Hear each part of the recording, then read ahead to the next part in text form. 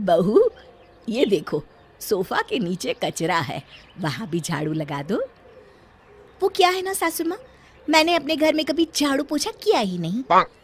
अच्छा, हाँ सासू माँ, वहाँ काम वाली आती है ना, और जब नहीं आती तो मेरी माँ कर लेती थी।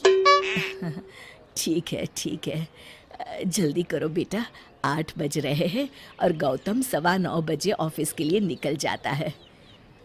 पर सासू माँ, इतनी जल्दी खाना कैसे बन पाएगा? मैं जाकर कुछ तैयारी करती हूँ, तुम भी जल्दी से काम निपटा कर आ जाना। जब विधि नहाकर रसोई घर में पहुंची, बताइए माँ जी, मैं क्या करूँ? सब्जी दाल चावल बन गया है, आटा भी मान दिया है, तो बस रोटियां सेक ले फटाफट। पर ये क्या सासू माँ, एक ही सब्जी? तो दाल तो है ना साथ में। अच्छा, देखिए बुरा न मानो तो एक बात कहूँ सासू माँ, मेरे यहाँ तो एक सब्जी में कोई खाना खा ही नहीं सकता। भैया तो सीधे थाली ही फेंक देते हैं। ये कहकर वो रोटियां बनाने लगी। हाँ ठीक है, पर जल्दी हाथ चला। माँ मैं जा रहा हूँ।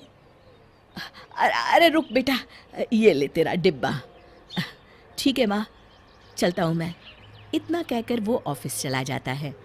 दोपहर में सुमन जी विधि से कहती हैं, बहू आज किराने की लिस्ट बना लेना, गौतम कल जब ऑफिस से लौट कर आएगा तो सामान भी लेता आएगा। ठीक है सासू माँ, बताइए क्या क्या लिखना है? अब तो रसोई तुझे ही संभालना है, अपने हिसाब से लिख ले, अंदाज तो है ना तुझे? हाँ सासू माँ। और हाँ, पर्ची ध्यान से गौतम को दे जरूर देना। जी ठीक है। दूसरे दिन टिफिन के साथ विधि एक कागज भी देती है। ये लिस्ट जाते समय किराने वाले को देते जाइएगा और शाम को सामान ले आइएगा। अच्छा ठीक है। जब शाम को गौतम लौट कर आया तो बहुत गुस्से में था। माँ, क्या हुआ बेटा, बड़े गुस्से में लग रहा है। ये कैसा किराने का सामान लिखा था माँ? हर बार 5-6 हजार के अंदर आ जाता था और इस बार 15,000 है। 15,000? लिस्ट तो दिखा भला। आटा 20 किलो, दाल 5 किलो, चावल 10 किलो, काजू 1 किलो, बादाम 1 किलो, पिस्ता 1 किलो, देसी घी 5 किलो, लाइजोल 1 लीटर।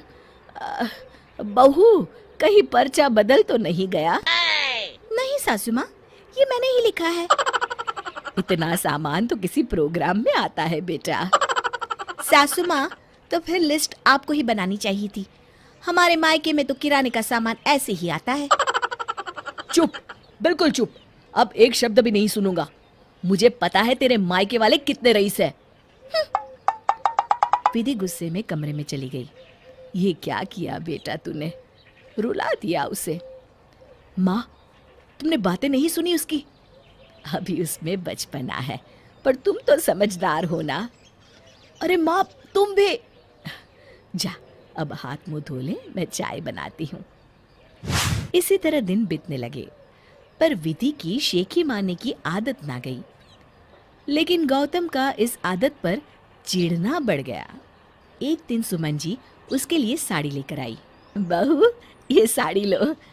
अरे वाह, तुम दीपावली पर इसी साड़ी को पहनना, हरा रंग तुम्हारे ऊपर बहुत अच्छा लगता है। सासू माँ, पिछले साल सेम ऐसी ही साड़ी मेरी माँ ने बर्तन वाली और झाड़ू पोछा वाली को दी थी। ये सुनकर गौतम को बहुत गुस्सा आया। वो कुछ बोलने ही वाला था कि सुमन जी ने उसे इशारे से चुप रहने को कहा। अगली सुबह गौतम ऑफिस के लिए तैयार होकर बोला, माँ टिफिन बना। बहू, टिफिन तैयार है? हाँ, बस हलवा रखना बाकी है। जल्दी कर बहू, ला हलवा मैं रख देती हूँ। सासू माँ, ऐसा हलवा तो मेरे घर में किसी के गले से ना उतरे। हम लोगों को तो एकदम घी में तर हलवा पसंद है। आज गौतम के सब्र का बांध टूट ही गया। वो अंदर गया और हाथ में एक सूटकेस लेकर वापस लौटा। विधि, विधि! जी कहिए। चलो। कहाँ? तुम्हारे मायके। क्यों? वहीं रहो और दूध घी खाओ, जब तुम्हारा पेट भर जाए तब आ जाना, समझी? अरे बेटा सुन तो। नहीं माँ, मैं नहीं झेल सकता। ये कहकर उसने विधि का हाथ पकड़ा और लगभग घसीटते हुए उसे मायके छोड़ आया। कुछ दिन बाद सुमन जी ने कहा, बेटा तू तो ऑफिस में रहता है और मैं पूरे दिन घर में अकेली रहती हूँ और इसीलिए खाली घर खाने को दौड़ता है। माँ, मैं कैसे जाऊँ? बड़े गुस्से में छोड़कर आया हूँ उसे। तो क्या हुआ बेटा, पूरे दिन घर में चहकती फिरती थी। देखता हूँ संडे को। अगले दिन गौतम का टिफिन देकर सुमन जी ने कहा, आज ध्यान से ले आना बहू को। आज नहीं माँ। शाम को जब 6 बजे गौतम घर लौटा तो उसने देखा दरवाज़ा बंद है। चलो एक्स्ट्रा चाबी से खोल लेता हूँ। दरवाज़ा खोलकर जैसे ही गौतम सोफा पर बैठा, उसकी नज़र टेबल पर रखे कागज़ पर पड़ी। मैं बहू को लेने जा रही हूँ, तुझे आना हो तो तैयार होकर बनारसी मिठाई भंडार पर आ जा। वो जल्दी से टैक्सी लेकर बनारसी मिठाई भंडार पहुंचा तो देखा माँ उसका इंतजार कर रही थी। आ गया तू? मायके में सुमन जी से विधि की माँ ने कहा, कैसी रही आप लोगों की तीर्थ यात्रा? सुमन और गौतम एक दूसरे को देखने लगे।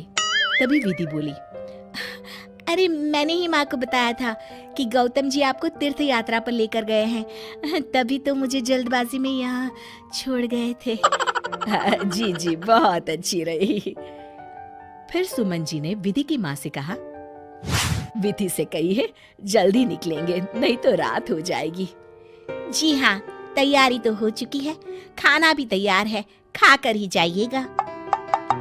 खाना खाने के बाद सुमन जी ने कहा, खाना बहुत अच्छा था सबनन जी, मजा आ गया। तब विधि की माँ हाथ जोड़कर बोली, विधि ने बताया था कि हमारे यहाँ बिना 3-4 सब्जी और मिठाई के कोई खाना नहीं खाता, पर हमसे जितना हो सका उतनी ही व्यवस्था की।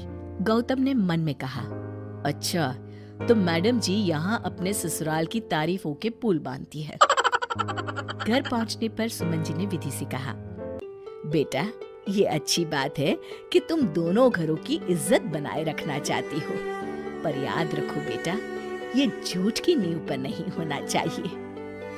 मुझे माफ कर दीजिए सासू माँ, अब बात मेरी समझ में आ गई है।